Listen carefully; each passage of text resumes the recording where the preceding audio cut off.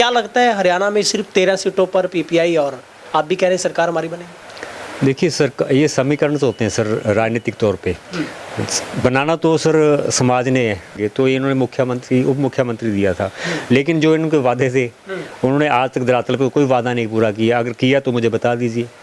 अब आप डवाली की जो समस्याएं थी, यहाँ पे एक तहसीलदार हुआ करते थे, मैं नाम नहीं लेना चाहूँगा, जो जग जाहिर है, सबने देखा, वो लाइव चला था इन चीज़ों के ऊपर भी। मतलब जो यहाँ तक कह दिया गया था कि हमें तो ऊपर से ऑर्डर है, किस बात के लिए? किसी भी रजिस्ट्री को लेकर के, और वो रजिस्ट्री के पैसे जा रहे। हेलीकॉप्टर से प्रचार हो रहा है, कांग्रेस है, बीजेपी है, इतने बड़े घराने, इतने मतलब युद्ध स्तर पर वो प्रचार कर रहे हैं, और आप हैं कि फल की टोकरी के साथ मुझे लगता है बहुत कम एरिया में जा पाए होंगे। तो कैसे लगता है, एक तरफ हेलीकॉप्टर का प्रचार, एक तरफ शांत भाई हैं, वो बहुत शांतमय तरीके के साथ चुनावी कैंपेन कर रहे हैं? जी, हेलीकॉप्टर से अगर प्रचार करते हैं तो ये सीधी का सीधा इंडिकेशन जाता है कि आप मतलब जो है ना, समाज के लिए नहीं कर रहे। नमस्कार, तेज हरियाणा से गुरविंदर पन्नू। हरियाणा की हॉट सीट डवाली में सियासत की जो गर्मी है वो पूरे उफान पर है, और 5 अक्टूबर को चुनाव होना है, जिसमें गिनती के दिन बचे हैं। लेकिन जहां पर चौटाला परिवार के बीच में सबसे बड़ी जो सियासत की एक तरीके से ये चौधर की लड़ाई लड़ी जा रही है, ऐसे में एक ऐसा साधारण व्यक्ति भी इस बार चुनावी मैदान में है। अब वो है पीपीआई डेमोक्रेटिक यानी कि पीपल्स पार्टी ऑफ इंडिया की तरफ से डवाली से जो उम्मीदवार है कुलवीर शांत इंसा जी हमारे साथ हैं। कुलवीर जी, सबसे पहले तो आपका तेज हरियाणा पर बहुत बहुत स्वागत है। धन्यवाद सर, बहुत बहुत शुक्रिया। भाई साहब, कैसा चल रहा है आपका चुनावी कैंपेन? देहात, गांव, शहर में कितना कवर कर पाए अब तक आप? सबसे पहले तो मैं आप सबका ये धन्यवाद करना चाहता हूँ कि आप लोगों ने ये इसके बारे में सवाल किया कि कैंपेनिंग कैसी हो रही है। समाज के लिए उतरे हैं साहब, समाज की समस्याओं को देख करके, और हम डोर टू डोर कर रहे हैं, फेस टू फेस मिल रहे हैं, शॉप टू स्टेप मिल रहे हैं, लोगों को समझ भी रहे हैं और लोगों को समझा भी रहे हैं, और अच्छा चल रहा है सर, बहुत बढ़िया। अच्छा चल जी।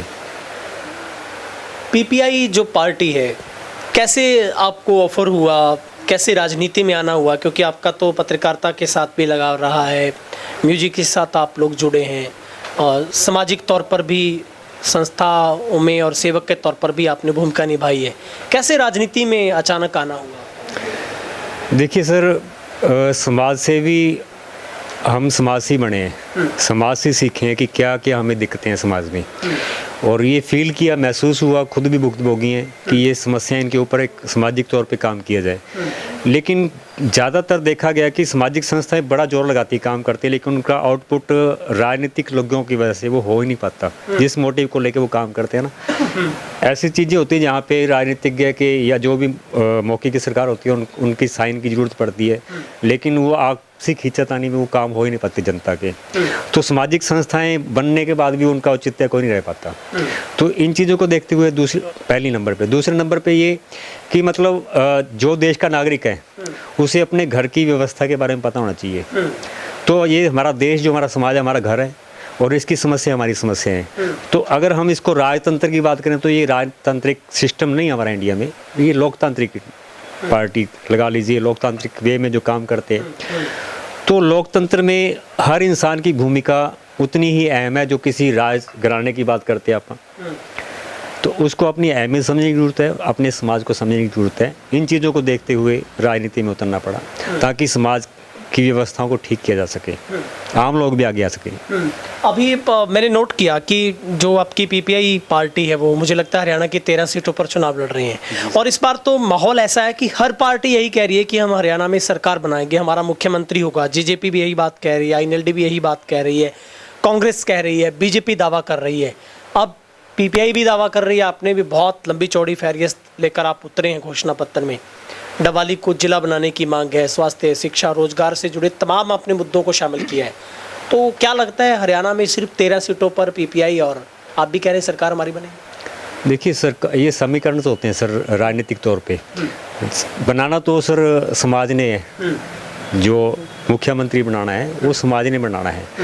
जब वोटिंग होएगी तो समीकरण बताएंगे किसको लेके आ रही जनता आगे। तो जब समीकरण बनेंगे तो हो सकता है कि कब आपने देखा होगा जेजेपी की बात करते हैं, पहले भी मैंने बात किसी ने सवाल किया था कि उन्होंने 10 सीटों पे जब इनका गठबंधन हुआ था आपके साथ, तो 10 के साथ मतलब ये आए थे आगे, तो इन्होंने मुख्यमंत्री उप मुख्यमंत्री दिया था। लेकिन जो इनके वादे थे उन्होंने आज तक धरातल पे कोई वादा नहीं पूरा किया। अगर किया तो मुझे बता दीजिए। अब आप डवाली की जो समस्याएं थी, यहाँ पे एक तहसीलदार हुआ करते थे, मैं नाम नहीं लेना चाहूँगा, जो जग जाहिर है सबने देखा, वो लाइव चला था इन चीज़ों के ऊपर भी। मतलब जो यहाँ तक कह दिया गया था कि हमें तो ऊपर से ऑर्डर है, किस बात के लिए, किसी भी रजिस्ट्री को लेकर के। और वो रजिस्ट्री के पैसे जा रहे थे ऊपर, एक आम इंसान रजिस्ट्री के पैसे जो एक नॉमिनल चार्ज होता है वो भी नहीं भर पा रहा था। डीसी रेट बहुत बड़े हुए हैं, डीसी रेट बढ़ने की वजह से आम इंसान ज़मीन खरीद पा रहा, कहाँ के कहाँ रेट पहुँचे हुए। तो करप्शन इतनी ज़्यादा हो चुकी है, आज भी करप्शन है। आप कहीं भी किसी भी डिपार्टमेंट में चले जाइए, आपको बिचौलिए मिलेंगे। और ये लाइव चली हुई चीज़ें सारी हमारे डवाली से, और वो लाइव चीज़ें हम बोल रहे हैं सारी।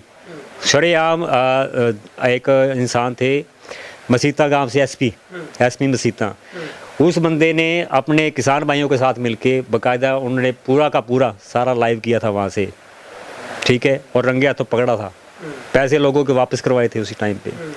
तो क्या बताएं इसके बारे में, आप बताइए।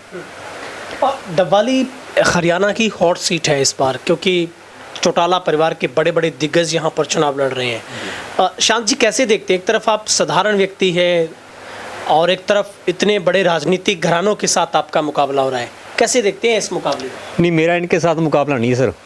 हमारा जो समाज की समस्या है ना, उनके साथ मुकाबला है। और समस्या किन लोगों की वजह से है, जो अपनी अहमियत को, अपने वोट की अहमियत को नहीं पहचानते, वो गलत जगह वोट डालते हैं और गलत लोगों को आगे ले आते हैं, जिनकी वजह से हम पूरा का पूरा समाज भुक्तभोगी हो जाते हैं। पढ़े लिखे लोग भी हम कभी बार ऐसे सोचते हैं कि यार उसकी हवा ज़्यादा, उसकी हवा ज़्यादा है। ये सोच ही नहीं पाते कि हवा के पीछे लगना है या हमने एक सही इंसान को आगे लेके आना, सही सिस्टम को आगे लेके आना है। हम हर इंसान की भूमिका है समाज को बनाने में, देश को बनाने में। अपनी भूमिका को अगर हम सही तरीके से निभाएंगे तो हम देश को आगे लेके आएंगे। कहीं ना कहीं हम ऐसे लोग हैं जो बोलना नहीं पसंद करते, यार हमने क्या लेना है, तो यहीं पे आके कहानी खत्म हो जाती है सारी। जब हमने कुछ लेना नहीं तो हम इन चीज़ों को भुगतते हैं फिर। जी। अब दूसरी तरफ हेलीकॉप्टर से प्रचार हो रहा है, कांग्रेस है, बीजेपी है, इतने बड़े घराने, इतने मतलब युद्ध स्तर पर वो प्रचार कर रहे हैं, और आप हैं कि फल की टोकरी के साथ मुझे लगता है बहुत कम एरिया में जा पाए होंगे। तो कैसे लगता है, एक तरफ हेलीकॉप्टर का प्रचार, एक तरफ शांत भाई हैं, वो बहुत शांतमय तरीके के साथ चुनावी कैंपेन कर रहे हैं? जी, हेलीकॉप्टर से अगर प्रचार करते हैं तो ये सीधी का सीधा इंडिकेशन जाता है कि आप मतलब जो है ना समाज के लिए नहीं कर रहे, आप सिर्फ अपनी कुर्सी के लिए कर रहे हो। तो समाज के लिए करना तो धरातल पे उतरना पड़ेगा, पैदल चलना पड़ेगा, घर घर फेस टू फेस जाना पड़ेगा, अड़क जगानी पड़ेगी। अकेले उतर के अकेले चल के दिखाइए। आपके पास पिछले कितने सालों से एक राजनीतिक घराना बना हुआ, उसी को लेकर के आप उसी पर पार्टी पे चल रहे हो। आपने खुद ने क्या किया है, खुद की आपकी क्या अहमियत है? आप पीछे से देवीलाल सर से महाराज जी से बात लेके आए हो, जो हमारे आदरणीय, जिन्होंने एक भूमिका बांधी, मतलब उप मुख्य अपने उप प्रधानमंत्री के पद पे रहे हुए हैं। तो हो सकता है वो प्रधानमंत्री बनते तो कोई समीकरण रहे होंगे उस टाइम पे, क्योंकि मुझे ज़्यादा बैकग्राउंड नहीं पता। मुझे इतना पता आदरणीय देवीलाल जी से चले हुए हैं, ये अलग अलग खेमों में बटे हुए हैं। अगर देवीलाल जी की उस पर चलना है तो इनको राजघराने छोड़ने पड़ेंगे, धरातल पे काम करना पड़ेगा, हेलीकॉप्टर छोड़ना पड़ेगा। आम इंसान की लड़ाई आम इंसान की तरह लड़नी पड़ेगी, हेलीकॉप्टर से नहीं लड़ी जाएगी। जी। तो शांत जी, क्या लगता है, क्या सबसे बड़ा आपके चुनाव का मुद्दा है जिस पर आप लोग वोट मांग रहे हो? लोग आपको ही वोट, जब इतने बड़े घराने, इतनी बड़ी राष्ट्रीय पार्टियां चुनावी मैदान में हैं, आपकी पार्टी का भी बहुत बड़ा नाम है, तो फिर कुलबीर शांत को किस आधार पर वोट मिले? मुझे लगता है कि जिन लोगों ने मुझे मैदान में उतारा है वो बेसिक मूलभूत समस्याएं हैं हमारी डवाली शहर की, हमारे आम लोगों की, आम लोगों के, पढ़े लिखे लोगों की भी है, जो अच्छे उस पर पोस्ट है उनकी भी ज़रूरतें हैं। आप किसी भी डिपार्टमेंट में चले जाइए, ना तो उनके सर्वर ढंग से काम करते हैं, ना वहाँ पे आपको पूरे पद मिलेंगे भरे हुए, खाली पद पड़े हैं, ओवरलोड वर्क है सर। एक बंदे को 10-10 महकमों का काम दे रखा है, वो कैसे काम कर पाएंगे? फिर वो करेंगे कि मेरा काम पहले हो, मेरा काम पहले हो। हर किसी को अपने काम की ज़रूरत होती है कि पहले मेरा काम हो जाए। तो इन चीज़ों को देखते हुए मुझे लगता है कि अगर सिस्टम को सही करना है तो लोगों को मुझे वोट करना चाहिए, किस लिए? लोगों के लिए। लोगों को मुझे वोट करना चाहिए लोगों के लिए, ताकि लोगों का काम ढंग से हो सके, ये सिस्टम को ठीक किया जा सकते। ये बिना लोगों के सहयोग से, आम लोगों के सहयोग से, पढ़े लिखों के सहयोग से बिना नहीं कुछ हो सकता। अकेला बंदा कभी कुछ नहीं कर सकता, समाज को साथ चलना पड़ेगा, समाज के सहयोग से हम बदलाव ला सकते हैं, नहीं तो सारी उम्र क्या पुश्तें हमारी ऐसी रुलती रहेंगी। जी। तो क्या लगता है जो आपकी टोकरी में फल हैं, वो मैं देख रहा हूँ उसमें सेब भी है, केला भी है और शायद संतरा भी है, अंगूर भी है। जी जी। तो क्या लगता है जनता को आपके फलों का जो रस है जी जी। वो सब्र के साथ मिलेगा? आपको सब्र है इस बात का कि जनता आपका साथ देगी? नहीं, मुझे मैं ये चाहता हूँ कि ये जो फल है ना, ये एक इंडिकेशन है कि आप स्वस्थ राजनीति के लिए उतरे हैं। आप नशे की राजनीति के लिए नहीं उतरे हैं। हम लोगों का नशा छुड़ाने की बात करते हैं, धरातल पे उतरे हुए हैं। हम चाहते हैं कि हमारी नौजवान पीढ़ी जो है वो नशा छोड़े, फ्रूट की टोकरी का बटन दबाए और नशा छोड़े। कैसे हो गया? एक सीधा सा हमारा नारा है, फ्रूट की टोकरी का बटन दबाएं और नशा छुड़ाएं। अच्छा। डवाली को आगे लाएं, लवाली को पूर्ण जिला बनाएं। तो पूरा नगर जिला बनता है, तुम्हारा रोजगार बढ़ेगा सर। तरह तरह की चीज़ें, आसपास के लोग भी यहाँ के काम करेंगे। जब डवाली जिला बनेगा तो यहाँ डिस्ट्रिक्ट कोर्स बनेंगी, काम बढ़ेगा, आसपास के लोगों को आकर यहाँ वर्क मिलेगा और शिक्षा क्षेत्र भी बढ़ेगा। वो बहुत से साधन और खुलेंगे। जी।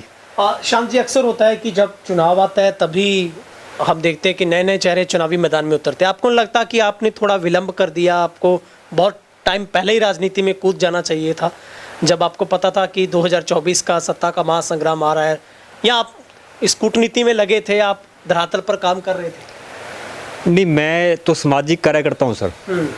मेरा कोई राजनीतिक बैकग्राउंड नहीं है। ये हमें हमारी जो ज़रूरतें, हमारी जो दिक्कतें, उन दिक्कतों को देखते हुए देखो, जब आग लगी तब भी उतरो, अगर नहीं लगी तो उससे पहले उतरो। अब हमें पता है कि अब हमने बचना है तो हाथ पैर मारने पड़ेंगे। तो अगर और देर करेंगे तो मरेंगे। तो हमने नहीं चाहा कि अब और देर की जाए, तो जितना हमारे पास समय था हम कूद पड़े इसमें। मैं आपके मुद्दे देख रहा था, इसमें आपने बहुत बड़े बड़े दावे कर रखे हैं कि आप 6100 रुपये बुढ़ापा पेंशन करेंगे।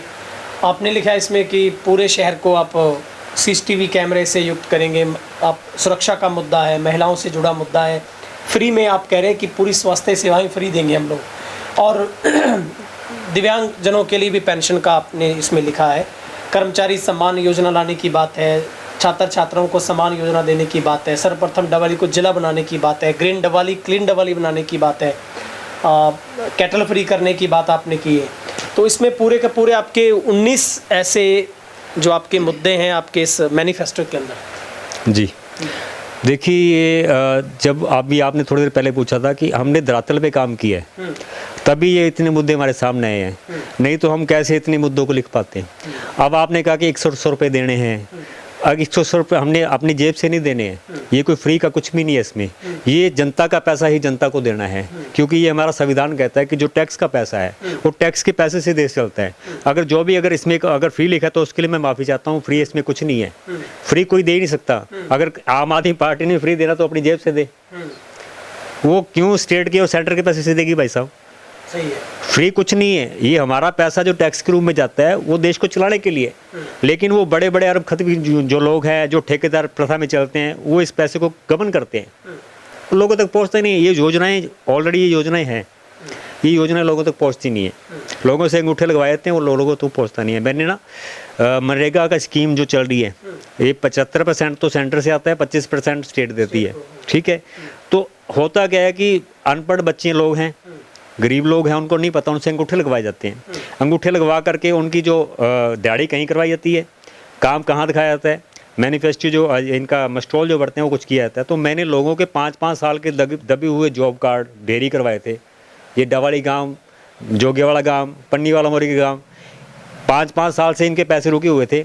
सरपंच ने अपने घर बुला करके सबको इकट्ठे करके दिए थे पैसे, क्योंकि मैं RT एक्टिविस्ट हूँ, RTIs लगाता हूँ और ऐसे मुद्दों को ढूंढता हूँ जहाँ पे धक्काशाही हो रही है और हमारे जो जनता का पैसा है वो गलत हाथों में जा रहा है। अभी और भी बहुत मुद्दे हैं, आपको समय आने पे बताया जाएगा। ठीक है। तो भाई साहब, आखिरी सवाल है, कितने आश्वस्त अपनी जीत को लेकर हैं? बड़े बड़े घरानों के साथ आप तो कह रहे हैं मेरा मुकाबला सीधा समस्याओं के साथ है। जी जी। कितने आश्वस्त हैं? सिर्फ 4 दिन का चुनाव बचा है।